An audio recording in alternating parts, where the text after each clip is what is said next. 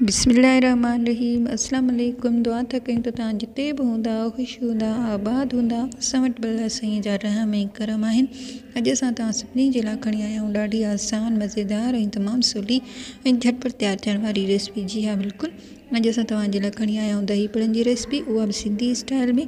अचो तव्हांखे ॿुधायूं त सिंधी तरीक़े सां दही पड़ा कीअं ठहंदा आहिनि, जेके ॾाढा सवला हूंदा आहिनि ऐं खाइण में ॾाढा मज़ेदार हूंदा आहिनि। सभ खां पहिरीं मूंखे घुर्बल आहे हिते बेसण। मां हिते 1 किलो बेसण जो खयों आहे, जंहिंखे साड़े करे साफ़ु करे हिते हिकिड़े बाउल में रखी छॾियो आहे। उनखां अलावा मूंखे 1 कप दही खपे। इन दही खे मां विलोड़े करे इस्तेमालु कंदसि। 1 कप दही आहे, इन में मां 1 कप पाणी जो विझंदसि ऐं इन्हनि खे विलोड़े वठंदसि। घाटी लसी करे ठाहे छॾींदसि। उनखां अलावा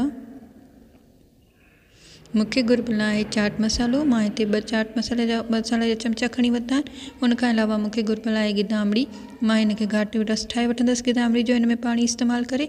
1 कोप गिह जो घुर्बल आहे। उनखां अलावा 1 चमचो लूणु या हस्बे ज़रूरत। उनखां अलावा मूंखे घुर्बल आहिनि ॻाढ़ा मिर्च जो 1 चमचो ऐं 1/2 चमचो मिठी सोडा या बेकिंग सोडा जो। सावनि मसालनि में मूंखे खपे थो फूदनो, सावा धाणा ऐं सावा मिर्च। इन सभिनी खे धोई करे कटे करे सनो करे मां हिकिड़ी प्लेट में रखी छॾियो आहे। 1 बाउल में मां बेसण विधो आहे। उन में मां ज़रूरत जे मुताबिक़ 1 चमचो लूण जो बि विझां। इन्हनि ॿिन्ही खे मां मिक्स करे वठंदसि। इनखे मिक्स करण खां पोइ मां थोरो पाणी लॻाए करे बेसण खे ॻोहींदसि। चमचे जी मदद सां ई बेसण सुठो ॻोहिजी वेंदो आहे। इनखे अहिड़ी तरह मिक्स कजो जो हिन में जेके बि ॻोड़ियूं वग़ैरह हुजनि ख़तमु थी वञनि। बेसण असांजो अञा कुझु बि घाटो लॻी रहियो आहे। हिन में मां अञा वधीक ॿियो पाणी लॻाए करे इनखे मिक्स थी करे वठां। इनखे चङी तरह मिक्स करण खां पोइ मां आख़िर में हिन में शामिलु करे रही आहियां मिठी सोडा। मिठी सोडा जो हिकिड़ो पंहिंजो टेस्ट हूंदो आहे। अगरि उहो मां शुरूआति में विझंदमि त असांजा जेके दही पड़ा आहिनि थोरा कसारा थी वेंदा। इन करे मां हिन में मिठी सोडा हमेशह आख़िर में विझंदी आहियां। हिनखे मिक्स करण खां पोइ तव्हां एतिरो हिनखे मिक्स कजो जीअं स्पून सां मथे खणूं त असांजो बेसण हीअं लार वांगुरु हेठि किरे। ॿिए थां में मां घी लॻाए थी छॾियां। 1 कोप घी जो मां हिन में विझी रही आहियां। घी गरम थियण खां पोइ मां दही पड़ा हिन में लॻाईंदी थी वञां। असां दही पड़ा थोरा सन्हा रखंदा आहियूं त जीअं अंदरि ताईं पची वञनि। अगरि असां थुल्हा ऐं मोटा या गोल दही पड़ा ठाहींदासीं त उहो घी घणो पी वेंदा ऐं अंदरि उहे कचा ई रहिजी वेंदा। इन करे मां हिनखे थोरो मानी जी शेप में ठाहींदी आहियां त जीअं उहे अंदरि ताईं थोरा पची वञनि ऐं उन्हनि में घी जो बि घटि इस्तेमालु थिए ऐं माना उन में दही जो बि घटि इस्तेमालु थींदो ऐं खाइण में बि ॾाढा मज़ेदार थी वेंदा। हिन सभिनी खे मां अहिड़ो गोल्डन पी कयां जेको तमामु तेज़ न आहे, नॉर्मल गोल्डन कलर आहे। हीअ बिल्कुलु पची चुका आहिनि। हिननि खे मां ॿाहिरि थी कढी वठां।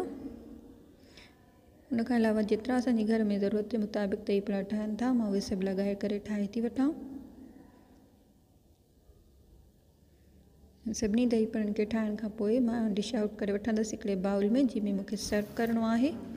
हिन में मां सही दही पड़ा जा जेके पकोड़ा आहिनि उहे रखी छॾिया आहिनि। सभु गरम गरम ई आहिनि ऐं हिन में मां जेका पंहिंजी घाटी लस्सी ठाही आहे उहा हिननि जे मथां विझी छॾींदसि।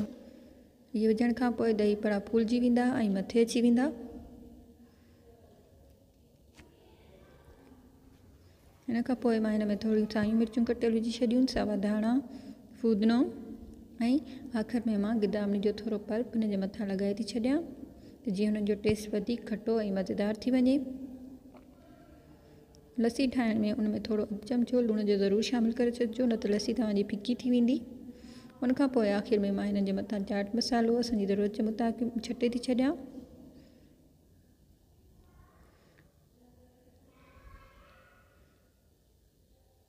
उनजे मथां अगरि तव्हांखे थोरो अञा मिठो टेस्ट खपे त 1/2 चमचो केचप जो बि लॻाए छॾियो। दही पड़ा वधीक मज़ेदार थी वेंदा। अॼु जी रेसिपी बिल्कुलु तयारु आहे। उमेदु आहे कि तव्हांखे ॾाढी वणी हूंदी।